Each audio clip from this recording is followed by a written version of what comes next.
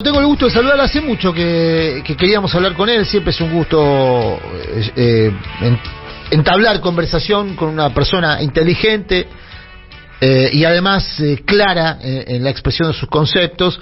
En este caso es Luis Alberto El Beto Quevedo, sociólogo, ustedes lo conocen, así que Luis, gracias por atendernos en esta tarde. Adrián Murano te saluda, ¿cómo estás? ¿Estás? Empecemos por ahí. No, primero contestame si estás y después cómo, digamos, bien o mal, mejor o peor. Bueno, ya vamos a retomar el contacto con el Beto Quevedo. Muchos de ustedes lo conocen, sociólogo, nacido en Uruguay, pero creo que nacionalizado argentino ya hace muchos años. Él me lo podrá ratificar o desmentir. Hola Beto, Adrián Murano te saluda, ¿cómo estás? ¿Cómo estás, Adrián? Un gran gusto. Sí, bien. Efectivamente, nacido en Uruguay y con doble nacionalidad porque hace muchos años que asumí también la nacionalidad argentina. Conservo los dos pasaportes. Muy bien, muy bien, muy bien. Beto, bueno, te dejo una pregunta abierta para que reflexiones sobre este momento de la Argentina, particularmente de la política argentina, pero también de la sociedad argentina. Mañana hay una convocatoria a una misa que se presenta como un acto, o se pretendió armar como un acto multipartidario. Aparentemente habrá un sector de la vida política argentina que no asistirá. ¿Cómo evalúas vos este momento de la Argentina? Bueno, yo creo que hay un fenómeno que nosotros hemos investigado y trabajado desde Flaxo, especialmente con Ignacio Ramírez, con quien yo trabajo, que es el de la polarización, y siempre hemos dicho y hemos insistido en que la polarización no es un fenómeno ni puramente político ni que se dé especialmente en el campo de la política. Hay algo que en algunos momentos quiebra a las sociedades y que tiene efectos en la vida cotidiana de las personas, que tiene efectos en nuestras maneras, por ejemplo, de vincularnos con los otros, ¿no? En la confianza con los otros. En la tradición sociológica se investiga mucho la confianza interpersonal en las sociedades como manera de darle cohesión a una sociedad y tratar de indagar también ciertos aspectos que no son puramente de la ideología política o de las orientaciones políticas, sino de cómo incorporamos al otro en nuestra vida cotidiana, ¿no? Esa manera en la cual la sociedad se quiebra, se parte, tiene muchas veces que ver con temas económicos. Yo creo que hoy el mundo está viviendo ciertos quiebres, ciertas fracturas que tienen que ver con el modo en que opera hoy el capitalismo financiero a nivel global, que es produciendo una enorme desigualdad. Entonces tenemos sociedades con mucha insatisfacción, sociedades muy frustradas, ¿no? Malestares sociales que vienen de la imposibilidad de tener un horizonte, una historia, etcétera, que se manifiestan en el mundo en general, no digo en Europa hay mucho de esto, en Estados Unidos hay mucho de esto, en América Latina, y que también esto precipita en que encuentran algún culpable, ¿no? Hay que encontrar a alguien que sea el causante de mi frustración, de mis males, de por qué no salimos adelante, etcétera. Entonces, hoy el planeta está lleno de explicaciones de por qué esta frustración y en general nosotros los conocemos como los discursos de la derecha, el resurgimiento de movimientos neonazis, etcétera, pero la verdad es que tiene que ver con una cuestión, diría yo, un poco más profunda, que es la incapacidad hoy del capitalismo de dar respuesta a las grandes mayorías, ¿no? Es un capitalismo cuya concentración económica funciona también como una forma de producir un resquebrajamiento en las ilusiones, en las perspectivas sociales de las mayorías, ¿no? Hay muy poca esperanza, diría yo. El mundo se ha desesperanzado en ese sentido. Ahora, Beto, estamos hablando con Luis Alberto Quevedo, sociólogo, docente, investigador de Flaxo. Cuando vos haces esta descripción y uno ve, por ejemplo, la enorme manifestación del viernes pasado en respaldo y solidaridad de la vicepresidenta como sujeto de un ataque, de un intento de magnicidio, pero al mismo tiempo con consignas en favor de la democracia y demás, ahí, ¿qué es lo que estamos... Si el marco general es el que vos describís, ¿no? Y todo... No tengo por qué dudar, aparte vos tenés los datos que así lo ratifican, pero ¿qué expresa eso que vimos el viernes pasado? Bueno, por eso ahora, desembarcando un poquito más en el país y en nuestras temáticas, yo empezaría un poquito antes, que es cuando se produjo en el 83 la elección de octubre, que dio ganadora Alfonsín, y después se abren a partir del 84 un nuevo ciclo democrático en la Argentina. Ahí creo que vivimos un proceso que por un lado fue un proceso político de reinstitucionalización, de debate de qué era la democracia, y otra vez, ¿no? De cuáles eran las promesas de la democracia, y después de discutir sobre las promesas incumplidas de la democracia, etcétera. Pero ahí se abrió una etapa donde hubo un consenso entre las dirigencias políticas, yo diría muy mayoritario, de que había que salir de lo que había significado la dictadura, construyendo una sociedad de tolerancia, donde la violencia no fuera la regla de la política, donde se respetara la vida por sobre todas las cosas, se reinstituyó la temática de los derechos humanos.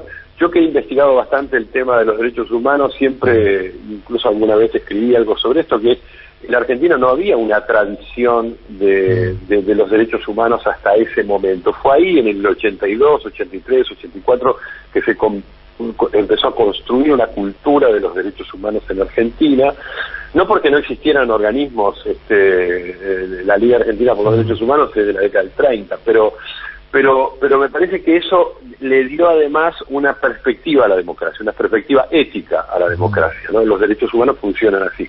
Y creo que en eso suscribió la dirigencia política de todos los colores. Y por eso cuando hubo un levantamiento cara pintada y tuvimos Semana Santa y todo el peligro de la democracia en esos años, hubo una unidad de la dirigencia política, tanto oficialista, tanto Alfonsín como el PJ opositor, digamos, ¿no? Entonces yo creo que la democracia se construye con consensos, en este caso que vienen de arriba para abajo, que es necesario que las dirigencias políticas, sociales, empresariales, los medios de comunicación converjan en una idea de que la democracia alberga el debate, la discusión, el enfrentamiento ideológico, etcétera, pero no a la violencia. Ahora, perdón, Beto... Solo para rematar con decirte, el viernes pasado, que yo estuve en la plaza, el viernes pasado no hubo esta convergencia. Y eso digo porque es una marca de lo que está pasando, ¿no? Lo que hubo es una enorme manifestación de un sector muy importante de la sociedad repudiando el atentado contra la vicepresidenta, pero no hubo una convergencia política, y lejos de eso hubo una convergencia, dirigencial en general o de los medios de comunicación también. Bueno, ahora te pregunto respecto a esto mismo, y me pongo en la piel, por ejemplo, de las personas que fueron, de los dirigentes políticos que fueron perseguidos de manera brutal durante el macrismo, a través de medios de comunicación, del Poder Judicial, con noticias falsas, con campañas de odio en las redes. Entiendo que hay que hacer siempre un esfuerzo en la política, y entiendo que vos estás planteando eso, para superar esas instancias que en algún punto hasta son personales en función de la convivencia. Pero si vos tenés todavía hoy personas que se dedican a tirar piedras 24/24, ¿cómo se construye? ¿Cómo se vuelve posible esa construcción de digamos, de esa construcción de consensos? Bueno, lo primero que diría es que deberían reconstruirse, porque si hay algo que el macrismo destruyó fue buena parte de la institucionalidad estatal y de la república, diría, reconstruirse elementos esenciales como es el Poder Judicial. Eso no tengo ninguna duda. La Argentina funcionaría distinto si tuviera un Poder Judicial activo. Por ejemplo, hoy se está discutiendo sacar una ley contra el odio similar a la que existe. En Europa existe algo de eso, alguna legislación respecto a que es un delito el negacionismo, etcétera. Bueno, pero yo creo que con la legislación que existe hoy en la Argentina, digamos, con el Código Penal y con todas las leyes antidiscriminación, etcétera, sería más que suficiente si existiera una justicia que actuara en consecuencia. Te agrego una cosa más, Luis, perdón, te agrego un dato más. Sí. Yo lo dije acá públicamente cuando surgió este rumor. Si se llega a penalizar el discurso de odio, estoy seguro que los jueces que hoy responden a un sector político muy específico, o un sector político, social, económico muy específico, van a usar esa norma para perseguir a integrantes del movimiento popular. O sea, van a usar, como ocurrió, o sea, van a usar la ley en contra de incluso quienes la impulsaron. Exacto. Por eso empieza por una reconstrucción del Poder Judicial. Yo creo que un grave error del Frente de Todos y en el origen de todo eso, en el inicio de la gestión, en los 99 días sin pandemia, le llamaría yo, para tomar una metáfora que usó el presidente de los 100 días, bueno, los 99 días sin pandemia, me parece que un grave error fue no haber iniciado una reforma de la justicia como corresponde. Hoy el Poder Judicial es el más desprestigiado de todas las instituciones de la democracia, de la que más se desconfía y sin embargo la que es más funcional a los poderes fácticos, digo, a los poderes económicos y a los poderes políticos a la derecha, ¿no? Entonces me parece que ese inicio se hizo, para mi gusto, se hizo mal. La segunda cuestión